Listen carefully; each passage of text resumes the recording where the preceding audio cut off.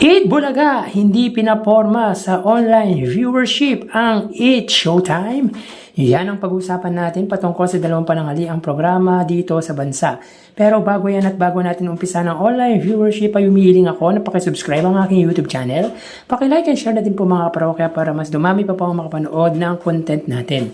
Maraming salamat po sa inyo mga kaparokya. So bago natin umpisan mga kaparokya, ang online viewership ay ibabahagi ko po muna sa inyo ang pa-premium ibinigay ng dalawang noon time show. So para po sa Eat Showtime, sila po ay may 65,000 pesos at ang Eat Bulaga naman po ay may 200,000 or 205,000 pesos. So dito mga parokya ay mahigit 200,000 pesos ang ibinahagi ng Eat Showtime, samantalang 65,000 lamang ang sa Eat Showtime. So sa 65,000 ipinamahagi ng Eat Showtime, 50,000 dito ay sa laro-laro peak at 15,000 naman po sa tawag ng tanghalan. Samantalang sa Eat Bulaga, 40,000 sa pera free segment, 75,000 sa sugod bahay, 65,000 sa Gimme 5 at 30,000 sa The Clones with a total of 205,000 pesos. So pagdating naman po mga parokya sa highest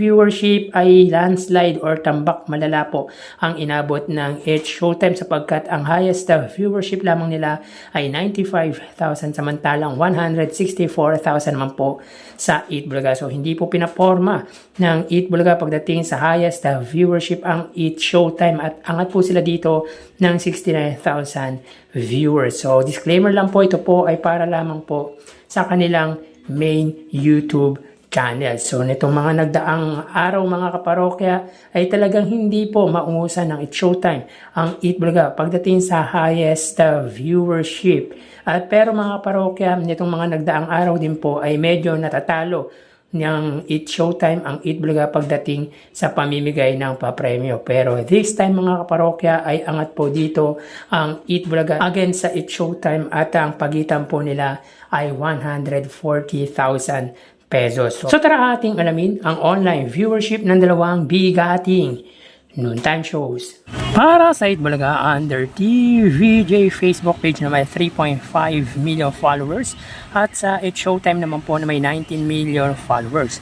So sa oras na 1:31 PM ang Eat Showtime po ay may kasalukuyang segment na laro-laro peak samantalang ang Eat Bulaga naman po ay Gimme 5. So dito ang Eat Showtime ay may 3,600 viewers at ang Eat Bulaga ay may 3,500 viewers.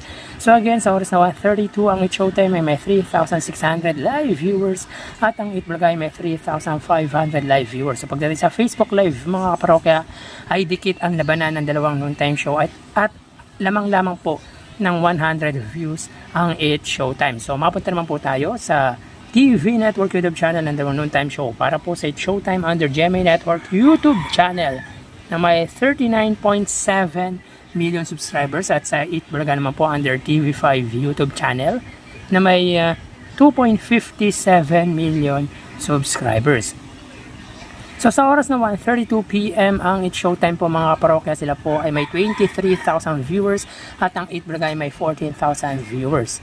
So again, ang Eat Showtime under GMA Network, sila po ay may 23,000 viewers at ang Eat Bulaga naman po ay may 14,000 live viewers. So pagdating sa TV Network YouTube channel ay angat po ng 9,000 views ang GMA Network YouTube against sa TV5. So mapunta tayo sa main YouTube channel ng dalawang noontime shows para po sa Eat Showtime under ABS-CBN Eat Showtime na may 2.68 million subscribers at sa Eat Bulaga naman po under Eat Bulaga TVJ YouTube channel na may subscribers na 1.63 million. So sa oras na 1:33 PM ang Eat Showtime po, sila po ay may 85,000 viewers at ang Eat Bulaga ay 149,000 live viewers. So again, sa oras na 1:33 PM ang Eat Showtime at ang Eat Bulaga, sila po ay may 85,000 sa Eat Showtime at 149,000 naman po sa Eat Bulaga. So bali, ang total na nakuha ng dalawang noontime shows ay Mga kaparokya, bali ang total na nakuha ng dalawang noontime shows para po sa It Showtime ay 111,000 viewers at ang It Vlog ay 166,000 viewers.